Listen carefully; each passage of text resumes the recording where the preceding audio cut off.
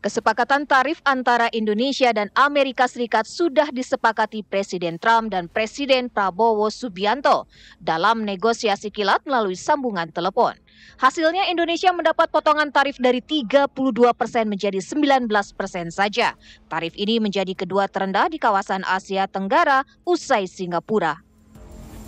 Selain mengajukan syarat penghapusan 0% bagi produk yang diimpor dari Amerika dan pembelian sejumlah komoditas energi, pertanian, dan pesawat, Gedung Putih juga memberikan syarat mengenai transfer data antar negara.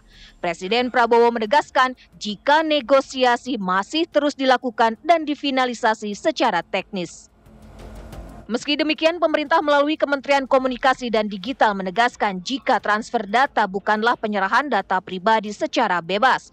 Klausul ini dinilai akan menguntungkan pemerintah dan masyarakat karena lebih terlindungi terutama saat mengakses platform digital yang disediakan perusahaan berbasis di Amerika seperti e-commerce, media sosial, mesin pencari, dan layanan cloud.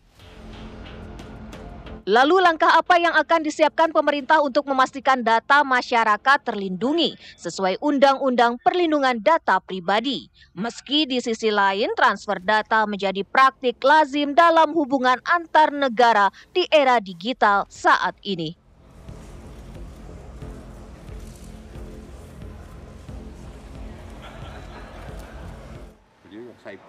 Ya, pemirsa, kesepakatan potongan tarif dagang antara Amerika Serikat dan juga Indonesia ini tadi disepakati oleh Presiden Donald Trump dan juga Presiden Prabowo Subianto dari angka 32% menjadi 19%. Tapi yang menarik, salah satu syaratnya adalah transfer data antar negara. Ini kemudian pemirsa yang menimbulkan pertanyaan di tengah publik. Bagaimana kemudian pemerintah Indonesia menjamin bahwa data pribadi milik seluruh masyarakat Indonesia ini akan digunakan sesuai dengan Undang-Undang Perlindungan Data Pribadi. Malam hari ini kita akan membahasnya bersama dengan sejumlah narasumber yang sudah bergabung di Apa Kabar Indonesia Malam. Ada Pak Trubus Radiansyah, pengamat kebijakan publik dari Universitas Trisakti. Pak Trubus, apa kabar? Selamat malam. Sehat Sehat selalu, ya Pak ya, sehat selalu. Mantap. Dan juga bergabung bersama kita dari ICSF, ada Pak Ardi Suteja. Selamat malam Pak Ardi. Selamat malam, sehat juga ya Pak ya? Ya. Terima kasih sudah bergabung dan akan bergabung juga bersama kita malam hari ini pemirsa Wakil Ketua Komisi 1 DPR RI, Dev Laksono. Selamat malam Bang Dev. Halo. Kabarnya sehat? Oke, baik. Kita sudah bisa mendengar suaranya. Sehat? Ya, sehat. Terima kasih Bang Dev. Ini pertanyaannya langsung saja ke DPR dulu. Baik, apakah DPR juga sudah dimintai pertimbangan, diajak berdiskusi, atau mungkin mendapatkan informasi mengenai transfer data ini, Bang?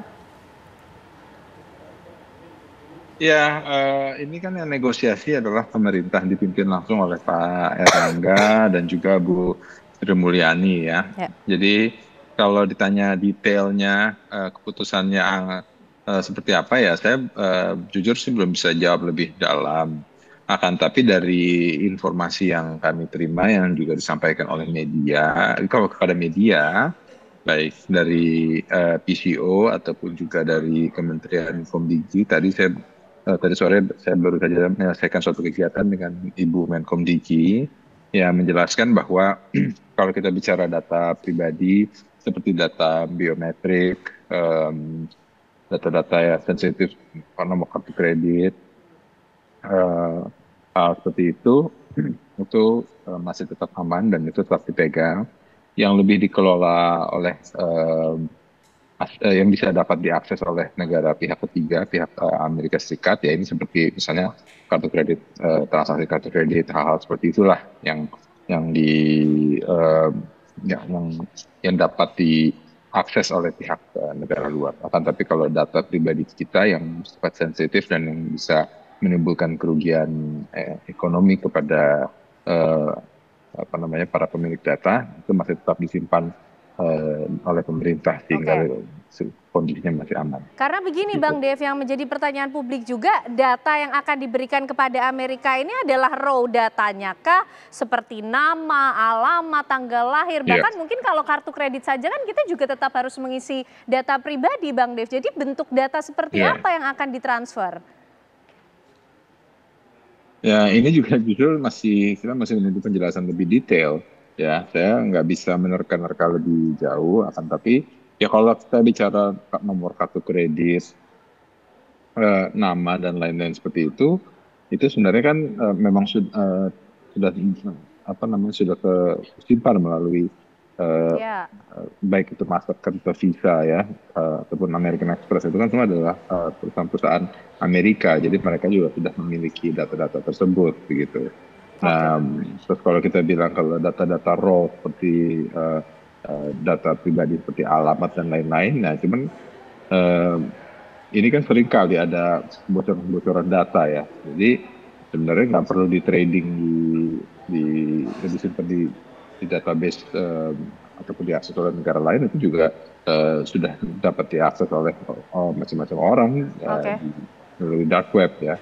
Nah, tapi kita kan memiliki undang-undang PDP yang sudah disahkan. Nah, di dalam undang-undang PDP itu ada aturan-aturannya dari penyimpanan data, standarisasi akan data center itu seperti apa, tanggung jawab pada pengampu data. Nah, hal inilah yang pastinya akan menjadi panutan oleh pemerintah dalam membuat kebijakan-kebijakan yang berkaitan dengan data pribadi. Oke, baik. Pak Ardi, kalau Pak Ardi melihat kenapa kemudian Amerika Serikat mengajukan salah satu syaratnya transfer data antar negara, memang akan digunakan untuk tujuan apa Pak Ardi?